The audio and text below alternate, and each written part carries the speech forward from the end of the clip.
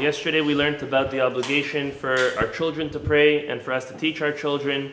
Just to go over that concept. If a child has difficulties reading, there's no mitzvah in trying to force them to pray and force them to read whatever it says in the Siddur. If anything, chas v'shalom, we're going to turn them off. A child who is still learning how to read and how to pray, only small amounts of the prayer should be started. For example, Kirat Shema is one of the first to start with, eventually the Amidah. But again, less is better than more. Once they are of age and they're able to pray properly, then they should not be slacking off or cutting down on what they already know how to do. And as parents, it's our obligation to teach our children and to help them. Now, the same way as we have an obligation to educate our children with Torah obligations, as well as rabbinic obligations. For example, Musaf, the reciting Hallel,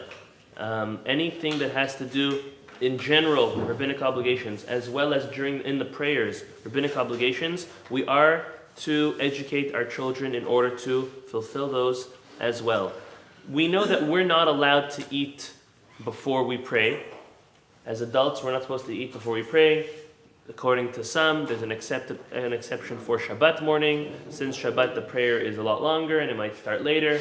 But in general, we don't eat before we pray. Praying is the first thing we do in the morning. For children, even though they are of the age of chinuch, up until right before their bar or bat mitzvah, are definitely permitted to eat breakfast or to eat before they pray. This is very applicable, especially to school children. As long as they're in elementary or even in middle school before bar or bat mitzvah, are allowed to eat breakfast and are supposed to eat breakfast at home. The question comes with children who are bar or bat mitzvah, and when they go to middle school and high school, are they allowed to eat before shacharit or not? Ideally, they should not.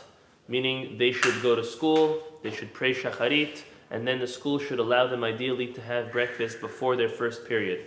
In certain situations, if shacharit is delayed, or let's say children traveling from here to Boca or to Miami Beach, and it's a long ride and they will be very hungry, there are those which permit them to eat breakfast after they have done at least their Birkot HaShachar, and some even say to do the Kirat Shema. But again, if by the time they get to school and they finish the prayers and then they have a chance to eat, they won't be able to eat.